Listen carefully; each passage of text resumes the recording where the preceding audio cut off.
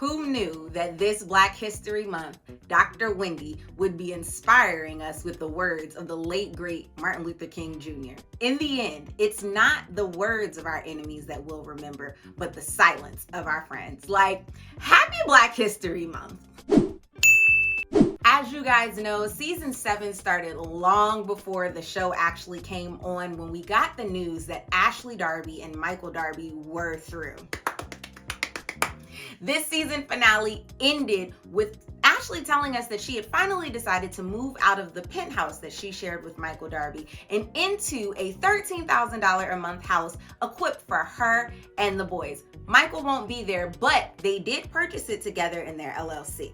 Now, Ashley's mom and friends and even the girls on the show had a lot of questions about that. And it made me think, I really can't tell if we are watching one of the smartest divorces ever on Ashley's part, or if she's actually slow a little bit. Like, why would you divorce your husband and then purchase a house with him? I don't know. I think it has something to do with the fact that she knew the prenup was not in her favor. And we got a snippet of that when we got a recap of the reunion, when she tells us that she's actually not getting alimony. It's going to be a long road for Ashley, but I'm actually happy that Michael is no longer in the picture. Last week's episode, we had Robin's bachelorette party for her wedding to Juan in Jamaica. That didn't actually happen that way, but we'll cover that part later. As you all know, at the party, they spent a huge chunk of time talking about the Grande Dame herself. Now, I don't know if you guys know this about me, but I am a La Dame. Like, I actually want a 4-wick candle. After the party, Mia went home, called Karen, and told her all about the goings-on. Now, y'all know I'm really not a Mia fan, but Mia was upfront with Karen. She told Karen what the lady said, and she also told Karen that she didn't stand up for her. My question to you all is, if your friends were out with a group of girls that were talking about you, would you expect your friend to stand up for you, or would you expect your friend to sit back and kind of just read the room? And if your friend didn't stand up for you, would that be the end of the friendship? Now, a lot of the conversation about Mia was, is she sick? Is she not really sick? What is she really telling us on her Instagram when she posts? Is this all for attention? Does she have cancer? We didn't know. Are there lumps on her butt? Like, we were looking at her like Robin when they were on vacation, and today we got answers. According to the doctors and to Mia, Mia is healthy. And I do love that journey for her. I cannot lie to you though, it did feel like a storyline grab, seeing as there's actually nothing wrong with her. Now, the season finale did end with them touching on the fact that Mia and Gordon have lost access to some of their joint locations. This was a nugget that Mia actually dropped on her Instagram mid-season or so, to say that her and G went on vacation, and while they were gone, their money person, G's brother-in-law, locked them out of their accounts, stripping them of access to their business and to their funds. A lot of people also had questions about that. Y'all know I call Mia Brooks in a bodysuit from OC. But I guess we'll have to wait to the reunion to really get the full story of what's happening with her finances and with her business. But for now, we're going to celebrate the fact that she's healthy. From one health scare to another, we learned that Gizelle had fibroids that were actually growing rather fast and rather big. So she was telling her kids that she was going to have to go under the knife, remove the fibroids, remove her uterus. We then found out that Angel and Adora don't really know anything about the reproductive system, so maybe we need to look into the school system over in PG County. Nevertheless, the season wrapped with the note telling us that after filming, Gizelle had a full hysterectomy, made a full recovery, and is doing well. I don't really think that she provided much in the way of a storyline this season other than bashing Chris, but again, we are very happy that she is very healthy. Past the altercation with Mia, again, I don't know if Wendy had a storyline. However, we did get closure on Boxgate, okay? Wendy did not want Mia. In fact, it was Mia who wanted Wendy. Can I say I told you so now? We ended this season with the video premiere party for Insecure. Now, let me say, the jump in production from the parking lot video to this one is just, we should all try to make those moves in a year, okay? The haters could never. Now, speaking of haters, they were there in full effect. Gizelle, in true Gizelle fashion, told Candace that she was proud of her, she was cheersing her, while in her confessional saying that she didn't remember the song, she didn't know if it was good or not. While the video was premiering, you had Mia on the other side of the room whispering in somebody else's ear talking about we come a long way from the parking lot. And we did, Miss Mia, and we did.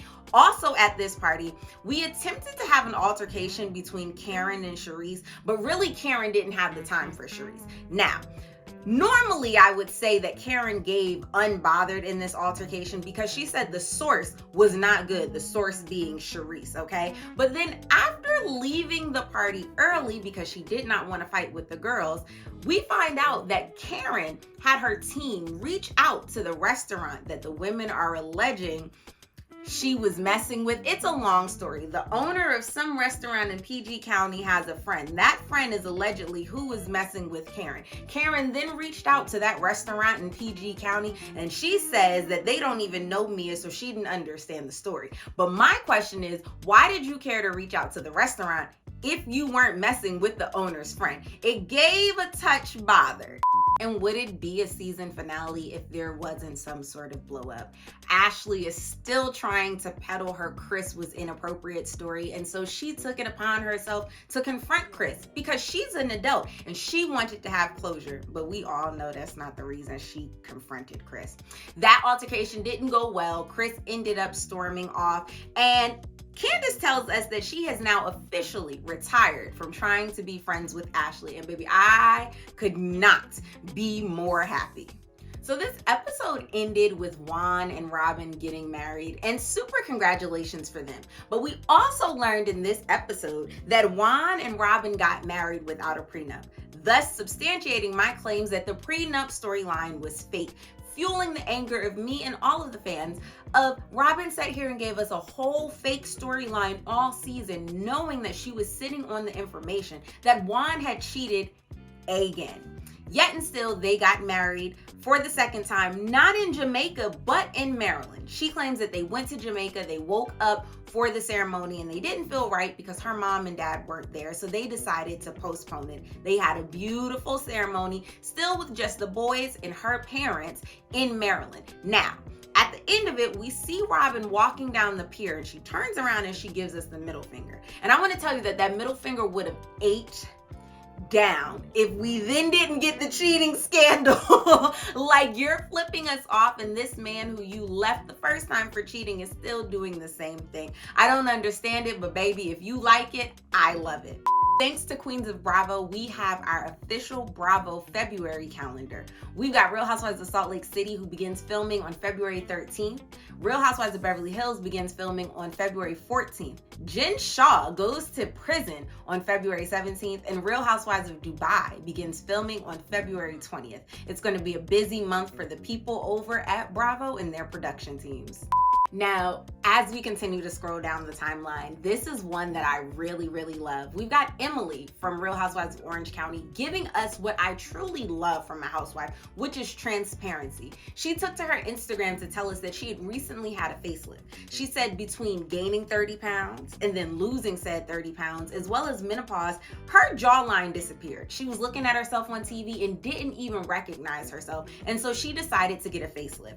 In a world where everybody either doesn't talk about the work that they have done or decides not to be real about taboo issues such as weight gain and menopause, I love that she actually took the time to really just be real about her struggles. Whether you're a housewife or not, you deserve to love what you see when you look in the mirror. And Emily, I'm so happy for you, babe. Now, this is one that I just couldn't pass up. The Kempire over on Twitter played a game called Keep, Fire, Demote, and I just had to get in on it. Now, your options are Gizelle Bryant, Ashley Darby, and Robin Dixon. So first off, y'all know I would give Gizelle the boot, baby. She is fired, okay? I am going to demote Robin because I actually want to see what she gives when she's not attached to Gizelle, but just as a friend of, because I don't know if we really gonna like you. And then out of the three, let's keep Ashley because I feel like Candace can have a redemption season. And I don't think that she'll have to actually be nasty about it. I think that Ashley has a lot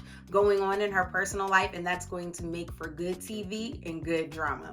Now, I know you've heard by now, Mary Crosby is coming back to Salt Lake City. Now, don't get too excited because she's only coming as a friend of.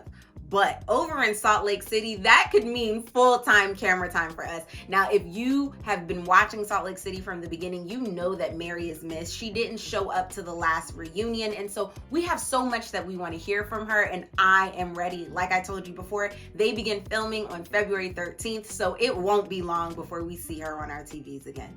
Don't know if you heard it by now, but Real Housewives of Potomac will be a 3-part reunion. We'll break for the Super Bowl and we'll begin after the week of the Super Bowl. Now, that 3rd part of the reunion will be a 90-minute one-on-one sit down with Robin Dixon and Andy.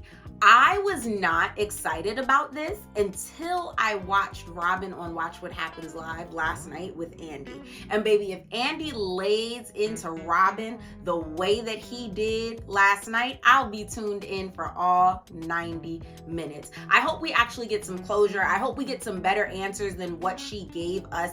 The fluff of Juan's name was on the credit card receipt because the girl that he was having inappropriate DMs with flew into Maryland because she was dating a Ravens football player, but then that didn't work out, and then she lost her wallet and she was distressed, and so she needed a hotel. So Juan drove to the hotel, put his credit card down, and then left. He didn't have any sexual relations with her. I'm gonna need better answers than that, but I hope we get it out of this 90-minute special. Thank you guys for watching. You could have been anywhere on the internet, but you were here and I appreciate it. You can join us again on Wednesday. We'll be back to rewind about all things Housewives of New Jersey as well as the latest Bravo happening. I'm Elle Murasaki. This is Housewives Rewind.